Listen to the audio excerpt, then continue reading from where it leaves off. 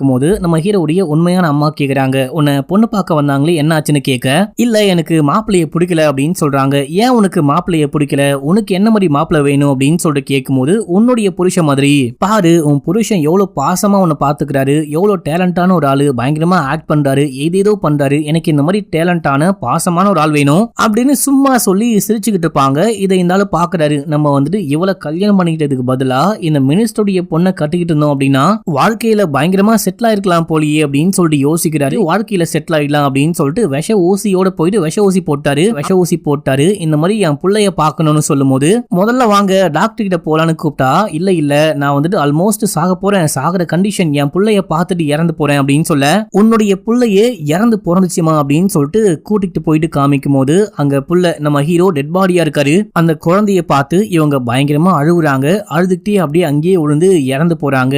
இவங்க இறந்து போகும்போது இவங்க கண்ணீர் துளி அந்த குழந்தைக்கு மேல விழுகுது. அந்த கண்ணீர் குழந்தை மேல விழுந்தவனே குழந்தை கண்ணை முடிச்சு அம்மா அம்மான்னு அழுக ஆரம்பிக்குது.